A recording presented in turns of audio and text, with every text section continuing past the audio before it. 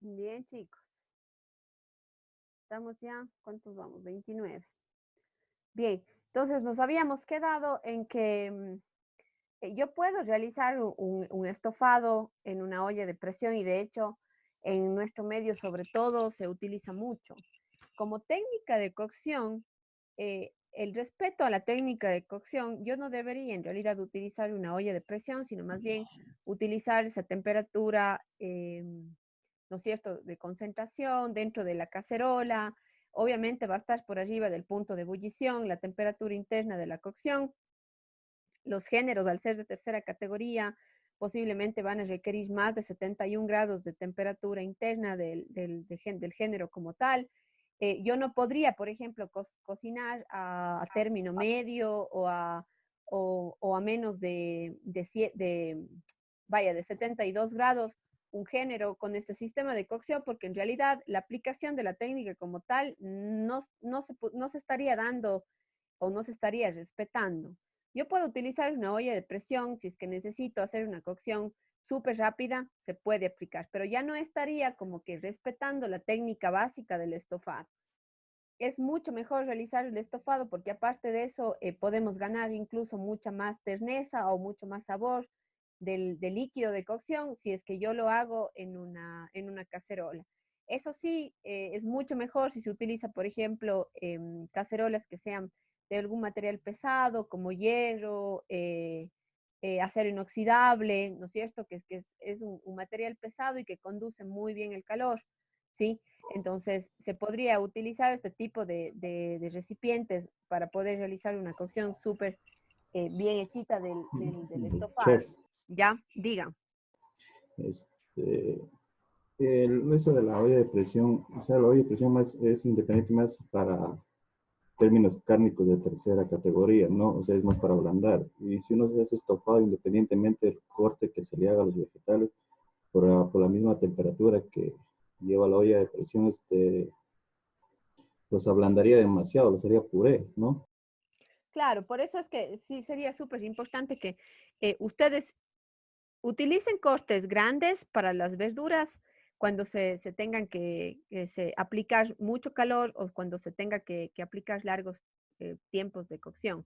Ahora, ¿cuál es la ventaja de pronto de la olla de presión? La olla de presión lo que hace es ayudarte a cocinar mucho más rápido los géneros.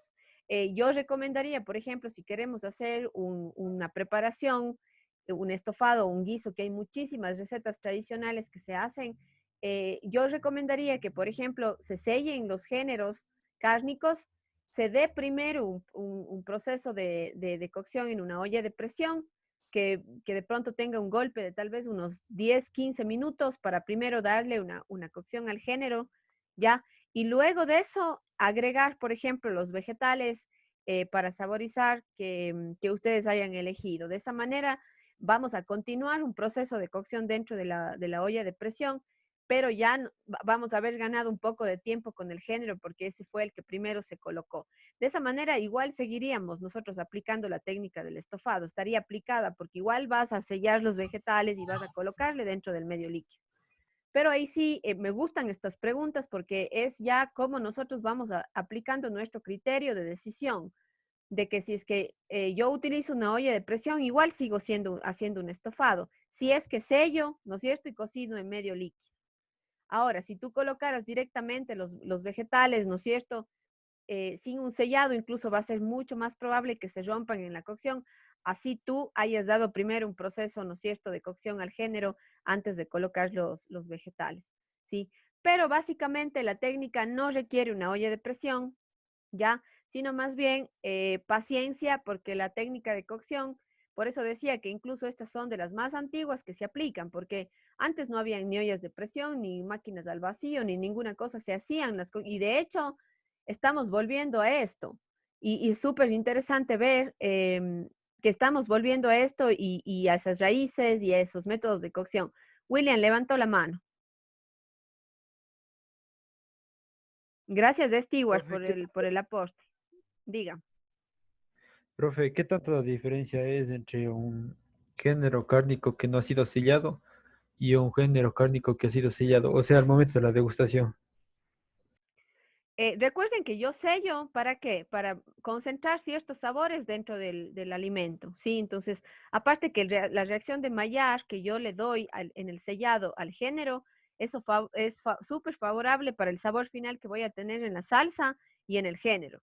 Entonces, si es que tú no sellas correctamente los géneros cárnicos antes del estofado, lo más probable es que tengas un género pálido al final, un género que incluso ha perdido mucho sabor, que posiblemente no tenga la misma sensación en boca que un género que haya sido sellado, que haya tenido reacción de Maillard. Básicamente en eso, porque a la final igual tú tienes una cocción súper prolongada que hace que tanto el líquido como el género cárnico vayan como que migrando, ¿no es cierto?, los sabores del uno al otro. Pero al tener un género sellado, yo estoy favoreciendo el sabor porque voy a tener reacción de Maillard ahí. Nuevamente, William, Sí. ¿levantaste la mano otra vez? ¿O era de No, estaba apurar? bajando. Ah, ya. Ya, ya, entonces, no sé si es que con eso aclaramos. Sí, chef, ¿Ya? gracias. Muy bien. Continúo entonces. En el caso de los géneros cárnicos, que ya se aplicamos para este sistema de cocción y es un poco la parte que estamos abarcando, ¿no es cierto?, ahora en esta cocina 2. Siempre aplicamos, o bueno, no siempre, generalmente se aplican a piezas de carne o de ave, cortes que necesiten mucho tiempo de cocción. He ahí que es preferible utilizar cortes de tercera categoría que necesiten ese tiempo, ¿no es cierto?, de cocción. En este caso, ¿qué sucede con la carne? Se tiene que sellar primero en la grasa y luego poner sobre el líquido, ¿no es cierto?, que tiene que entrar en ebullición en el recipiente cerrado.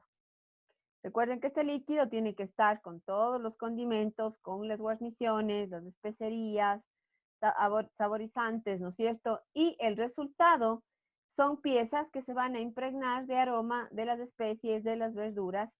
Y si se evita la evaporación del agua, la carne va a quedar jugosa. ¿Qué quiere decir? Que asimismo el estofado, el hecho de que yo tenga una cocción prolongada, ¿no es cierto? Un tiempo prolongado de cocción, no quiere decir que yo deba permitir que se dé una evaporación del agua de forma constante. Para eso es que utilizamos baja temperatura, para evitar, ¿no es cierto?, que los líquidos se vayan evaporando con facilidad. A pesar de que en un estofado yo tengo un recipiente tapado, si es que mi temperatura es muy alta, lo más probable es que yo evapore el líquido y que no llegue a la cocción, ¿no es cierto?, interna del género que estoy cocinando.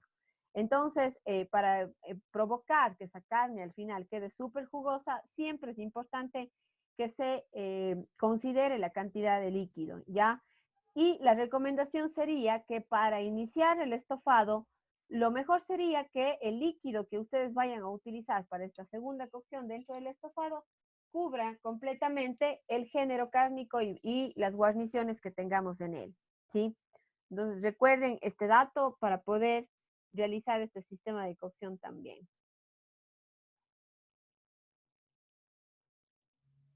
Bien, quedó claro entonces el tema del estofado. ¿Qué tipo de corte utilizo yo? El tamaño que deben tener estos cortes para la cocción, que es un sistema de cocción donde yo tengo que tapar, ¿no es cierto?, para poder crear este medio hermético. El estofado es una cocción mixta que tiene primero un sellado en el género cárnico y posterior una cocción en medio líquido. En el caso de las guarniciones se emplea el mismo proceso, ¿no es cierto? O los aromáticos se emplea el mismo proceso, solo que es súper importante considerar, ¿no es cierto?, el tiempo de cocción del género cárnico para no sobrepasar la cocción de los vegetales que se han empleado en él, ¿ya? ¿Cuál es la diferencia entonces con el guisado? Porque también escuchamos mucho el término guisado, ¿sí? El guiso, el famoso guiso.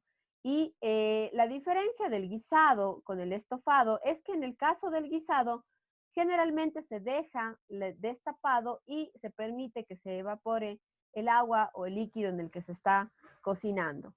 Además de que para la aplicación del guisado, de la técnica del guisado, yo requiero menos tiempo, ¿ya?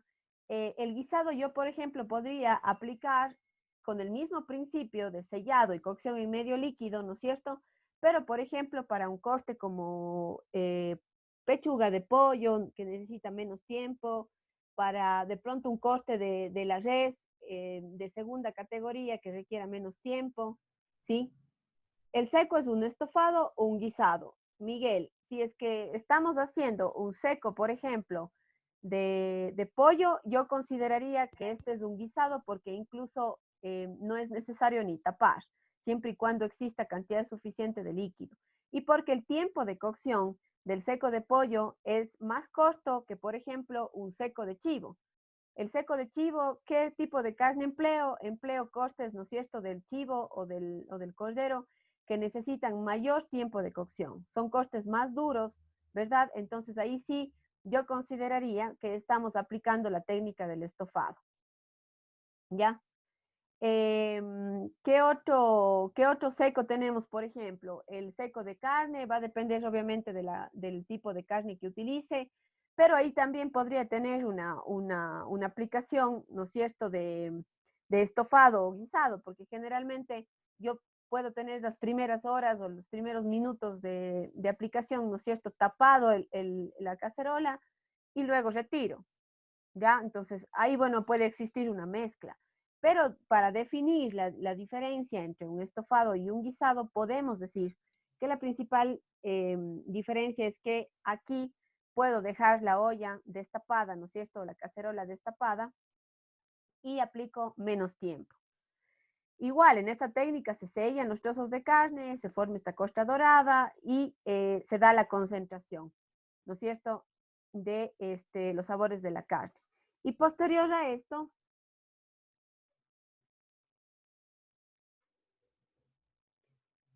¿no es cierto? Estos trozos de carne se van a cocinar en fuego lento, en la salsa y con la guarnición, ¿no es cierto?, que hayamos elegido.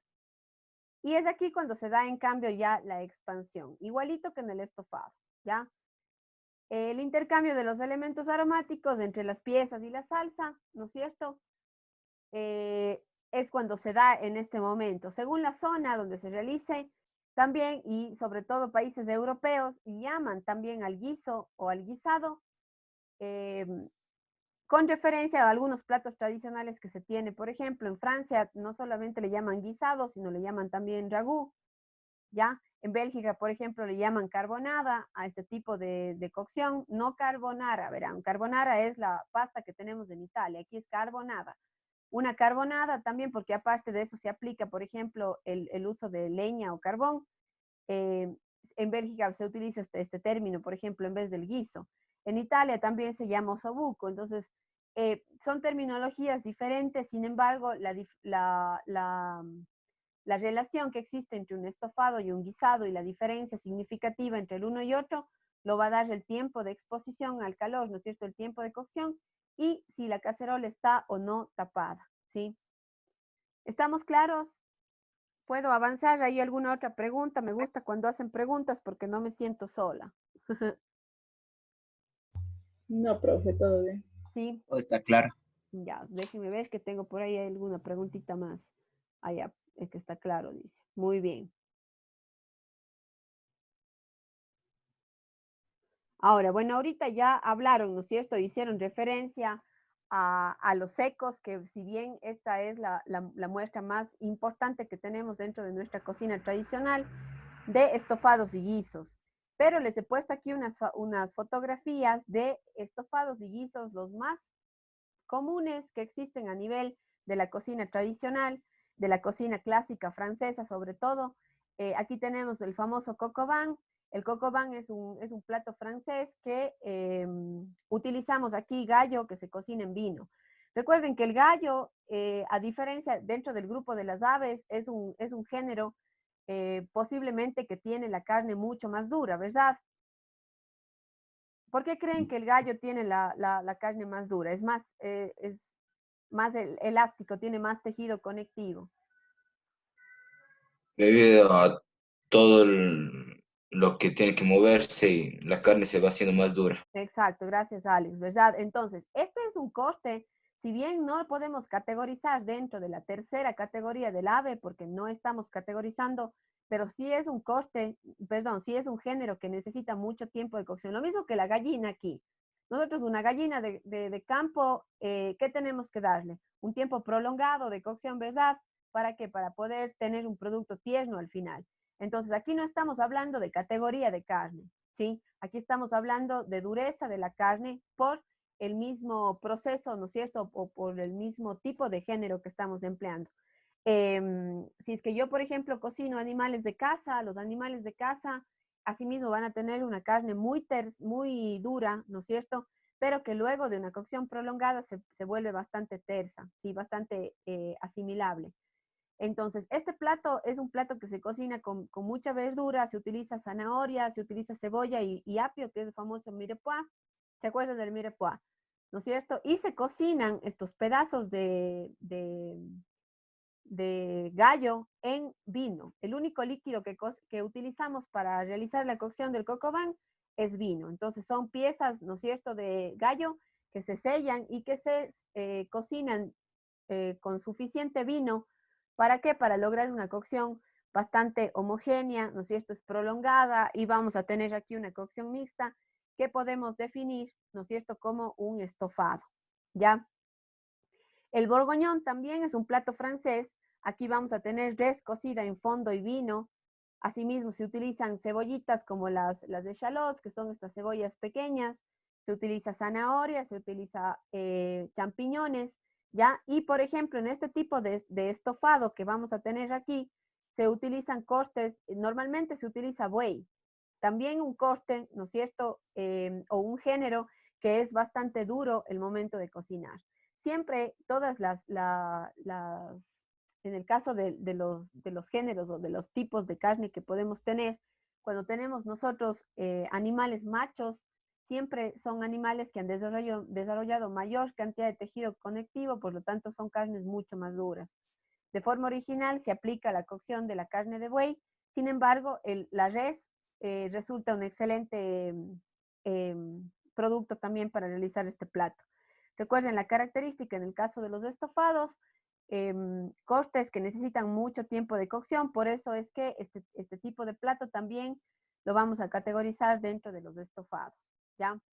Y finalmente tenemos la blanqueta, que es también un plato francés, pero aquí ya tenemos un guiso, ¿sí? Este guiso que se realiza con partes nobles de conejo, se puede utilizar cerdo también o se utiliza ternera, que es un género mucho más suave que la res, ¿ya? Y que la característica de este guiso es que se liga con crema al final. Entonces, asimismo, se cocina, se sellan, ¿no es cierto?, los cortes nobles, los cortes más suaves de estos géneros, conejo, cerdo, ternera, y luego se cocinan dentro de un fondo que finalmente va a ser ligado con crema al final. Aquí vemos la fotografía, ¿verdad?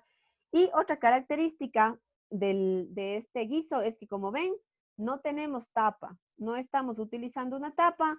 En el caso de los estofados, sí utilizamos, ¿no es cierto?, tapa porque necesitamos ese medio hermético para la cocción prolongada. La blanqueta no va a necesitar un tiempo prolongado de cocción. Podemos tener, gracias al sellado igual, ¿no es cierto?, una cocción mucho más corta, pero con el mismo procedimiento que sería el sellado calor seco y la aplicación de calor húmedo a partir del fondo y la crema al final.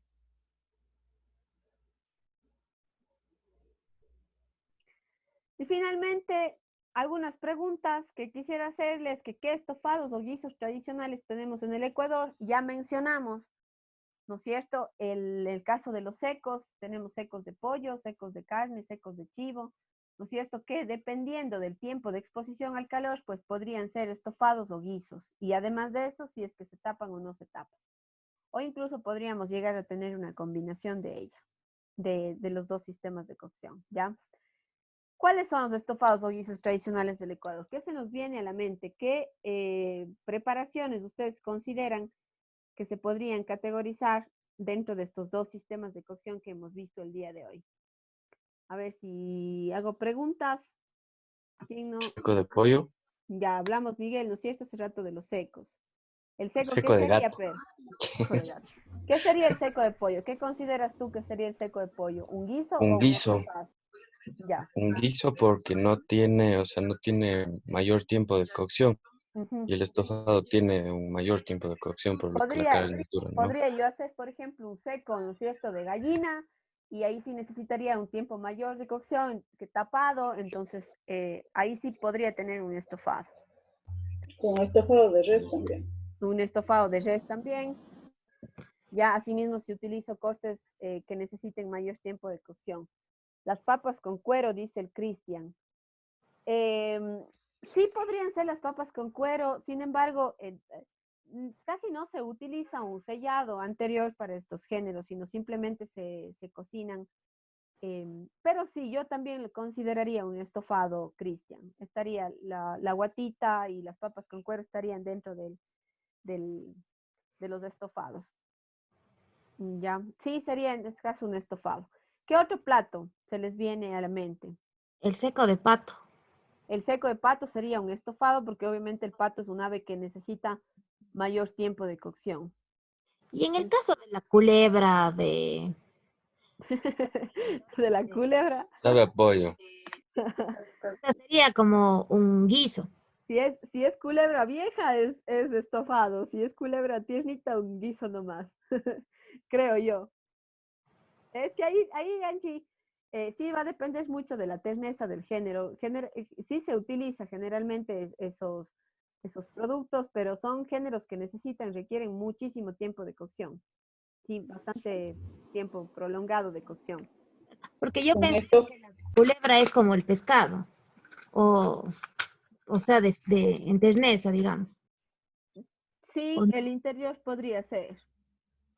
Se podría considerar un estofado, por ejemplo, un estofado de venado. Puede ser.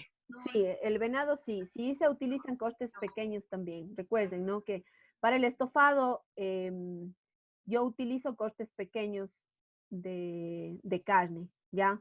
Porque obviamente quiero que se cocinen mucho más rápido. Entonces, vamos a ver la próxima clase que para cortes más grandes, por ejemplo, piernas de cerdo, en este caso, por ejemplo, venado, que cocinaríamos cortes o pedazos más grandes, ahí sí aplicamos el braseado. ¿Sí? Que es la otra técnica que vamos a ver más adelante. Ya, entonces, ahora que estamos viendo estofado y guisos, recuerden que los cortes, cuando hablo de cortes, tal vez, no sé, se me confunden, porque por un lado está el tipo de carne que voy a utilizar, ¿no es cierto? ¿Qué parte de la res, qué parte del cerdo, qué parte del pollo voy a utilizar? Y eso yo defino como corte, ¿sí? Pero por otro lado también está, y valga la redundancia, el tamaño de los pedazos de carne, ¿no es cierto?, que yo voy a utilizar dentro de estos sistemas de cocción, y en el caso del estofado y el guisado tendrían que ser cortes pequeños, o en otras palabras, carne cortada, ¿ya? A excepción tal vez del pollo, que para el pollo yo, bueno, troceo, ¿no es cierto?, el pollo, y no son pedazos tan grandes, pero no es lo mismo que, por ejemplo, hacer un estofado con cerdo y utilizar la parte de la pierna. En el braseado, yo puedo hacer braseado de la pierna entera de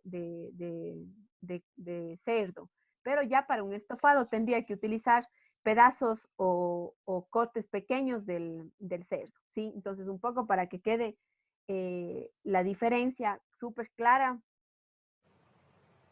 ¿ya? Que no se me vayan a confundir. ¿Ya? Qué otro producto, qué otro plato ustedes consideran que puede estar dentro del grupo del estofado o el guiso? Platos ecuatorianos. La lengua. La lengua también. Sí, también sería un estofado. Estamos utilizando un corte de tercera categoría. Aunque estas preparaciones no necesariamente requieren de un sellado, pero por el principio sí podríamos categorizar.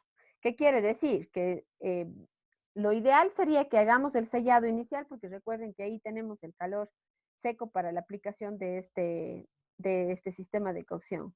¿Sí? Y de forma, a ver, tradicional se hace, sino que muchas veces yo he visto, por ejemplo, que en el caso del seco de pollo, una manera muy tradicional de hacerla, yo digo porque mi abuelita hacía así, mi suegra hacía así, yo no lo hago así, pero por ejemplo el seco de pollo simplemente colocan las presas del pollo y luego sobre eso se coloca el líquido y se deja cocinar, ¿no es cierto?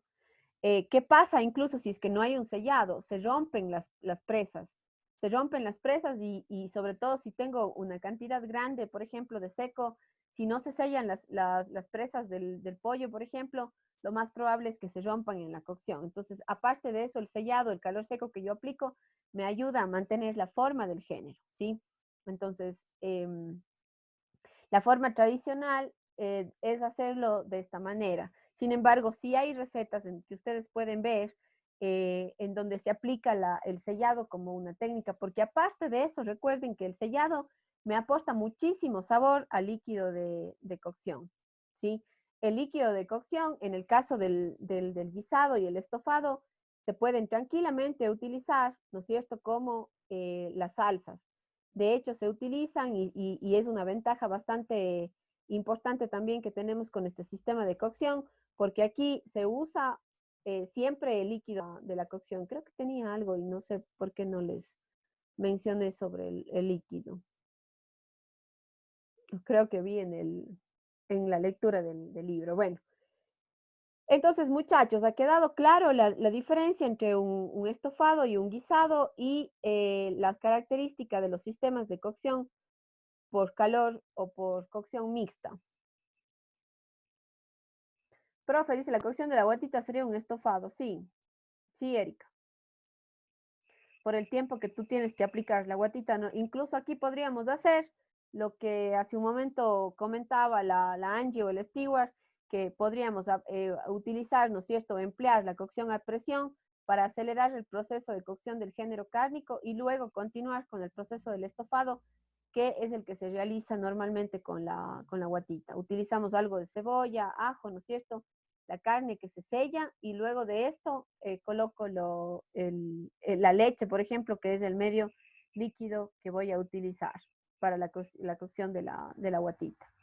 ¿Sí? Entonces, de ahí vamos diferenciando, vamos caracterizando, ¿no es cierto?, identificando de nuestra cocina tradicional qué tipo de cocción hago, si es un guisado o es un estofado. ¿Ya? Bien, chicos. Diga, Brian, ¿me iba a decir algo? Parece que iba a hablar. O si alguien más tiene alguna pregunta.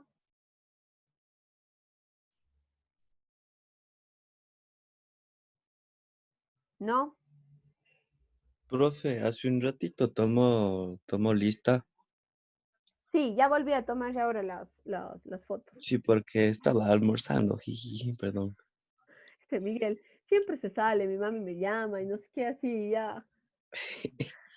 Bueno, pero ya traten de mantener prendidas los audios para que puedan escuchar si tienen que moverse. Yo entiendo, ¿no? Que si es que tienen que moverse o hacer cosas, pero mantengan los audios activos para que puedan escuchar. Ya, déjenme ver, tengo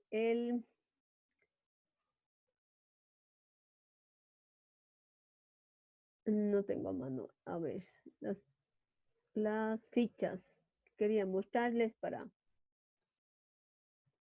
que vayamos avanzando. Esta semana en realidad sí quisiera dejar un poco ya con las tareas que están pendientes porque tenemos la de los pescados y la de los pescados y la otra tarea, la de las fichas, ¿verdad? Que estaban todavía abiertas para esta semana, porque yo tengo que pasar las notas hasta el día viernes. Ahora, el día miércoles también espero tener un tiempito con ustedes para poderles mostrar el cuadro de las calificaciones, aunque todas las calificaciones están en el CIF. De ahí yo saco simplemente promedios. Entonces, eso de los promedios es algo que les voy a mostrar. Pero otra cosa también, revisen los trabajos, algunas personas, y a esto voy porque Sandra, me acuerdo, me dijo que recalifique el trabajo que habían ustedes enviado de corrección cuando hicimos los dos primeros Sí, trabajos pero, que se hizo la corrección, ya. Yo la sí, corrección, profe, pero ya revisé y sí, ya estaba con nota. sí, yo no puse nota en los documentos que ustedes me reenviaron. No coloqué la nota en el nuevo documento, sino coloqué la nota en el documento anterior mismo, ¿sí? Hice el cambio en la nota del documento anterior, nada más, ¿sí? Entonces, para que le revisen eso de ahí. Sí, sí, Ya, sí, eso, profe, gracias. voy a considerar en el caso de nutrición, bueno, les digo ahora poquito porque estoy justo arreglando, o más bien bajándome todas las notas para hacer los promedios. En nutrición, todos los foros les voy a considerar como las pruebas y de ahí tenemos los aportes igual que van a hacer tareas internas y externas y eso básicamente, ¿ya? El día miércoles, por favor, que no tienen, las tareas pendientes obviamente tienen que terminarlas hasta mañana que estaba abierto el sistema, pero para el día miércoles, por favor, una revisión de todas, revisen que estén calificadas todas sus tareas, revisen por favor todos los temas, abran el libro que tenemos de Cocina 2, revisen nuevamente, si tenemos cualquier duda, por favor, el día miércoles vamos a tratar de cubrir con todos los temas, porque luego de eso, el miércoles mismo yo les doy el temario y con eso ustedes tienen que estudiar para el día miércoles de la próxima semana que haríamos la prueba teórica, ¿sí? Y hasta el fin de semana estaría abierto el sistema para que ustedes puedan subir el video o veremos los medios, porque de pronto si hay videos muy pesados, pediré que de pronto me manden al WhatsApp, que es mucho más cómodo, no hay problema, pero vamos a abrir, digamos, las fechas hasta el día domingo para que ustedes puedan enviar. Ya, Mariana, ya está bien, le voy a abrir, escríbame, después de la clase, escríbame un ratito para poder abrirle y que pueda hacer el foro del pulpo. Esto también, el pulpo, por favor, los foros, todos los foros, a mí no me salen las notas, sino tengo que ir abriendo de uno en uno para ver si está o no calificado. Les pido de favor que revisen si es que han hecho todos los foros, revisen si están las notas de los foros, ¿ya? Para yo hasta el día viernes poder tener todas las calificaciones listas. Dice, profe, ¿de qué video habla que hay que enviar? Hernán, en los primeros minutos hicimos un consenso para pedirles que hagan una receta con una técnica de cocción de los géneros cárnicos y aplicación para el examen. ¿Sí? Puedes revisar la grabación, ya voy a subir enseguida los videos, ¿sí? Para que me comentes, ¿ya? Luego de eso. Eso, muchachos, no sé si alguien más tenga una duda sobre el tema del examen. Tal vez se pueden estudiar las preguntas que se han dado en otras pruebas para el examen. De hecho, esas preguntas están también dentro del banco, ¿sí? Así que de ley esas preguntas están. Yo ahora, por ejemplo, con ustedes revisamos la primera prueba que hicimos de cocciones, de costes, ¿no es cierto? Ese banco de preguntas igual está. Ahora yo elaboré, obviamente, ya las preguntas sobre las cocciones en medio graso, se realizaron las cocciones, banco de preguntas de las cocciones en medio acuoso. Por ahí hay una que otra pregunta de las cocciones mixtas, en este caso el estofado y el guiso que estamos viendo. Pero ya les adelanto un poco estos minutos que tenemos. Revisen, por favor, las temperaturas de cocción internas de los géneros, temperaturas de aplicación de las técnicas también. ¿Qué más está? Voy a darles un temario porque se me puede pasar y de pronto van a decir que no. Profe, del deshueso de ave se puede abrir. Tuve un problema, no pude subir. Ese también era foro, ¿verdad? Ya. Hasta el día de hoy, verán, les voy a abrir el foro hoy para las personas que están pendientes. Si de pronto alguien no hizo el foro, pero por favor mándeme un mensaje porque no puedo yo ver si... Todas las otras tareas es súper fácil ver si están o no calificadas, pero los foros se complica un poco. Entonces avísenme si es que responden los foros, las personas ahora, que ya de aquí yo no vuelvo a abrir ya hasta el miércoles, voy a abrir ahorita que me están comentando, y el miércoles, si es que alguien tiene alguna cuestión con el tema de calificaciones, pero ya no voy a abrir foros, ¿sí? Hasta el día de hoy abro los foros. Diga, Sandra. Profe, ¿qué puntaje tienen los foros? 5 puntos. Pero recuerden que estos son notas que se promedian, Sandra. Yo coloco, por ejemplo, si ustedes se han fijado, los trabajos se califican sobre 10.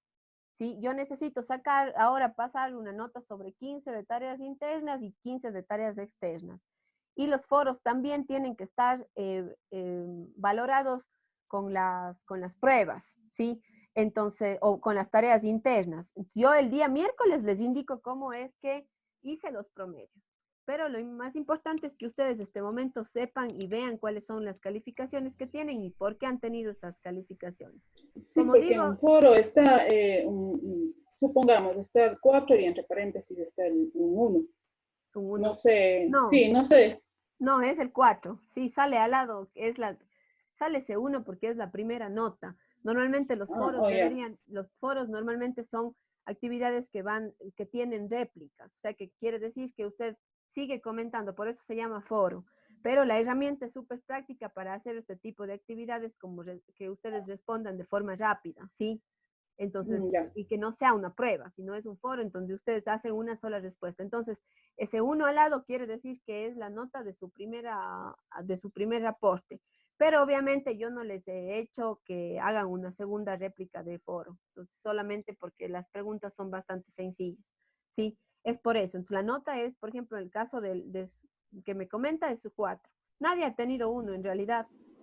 Hasta ahora han hecho un trabajo bueno, estoy contenta, ahora espero, y ahí sí ya depende de ustedes, que toda esta información ustedes la consideren. No voy a esperar que se sepan todo de memoria, pero que sí sepan reconocer, que sepan dónde están las fuentes, y que tengo que ir al libro, si hicimos en un trabajo, ¿no es cierto?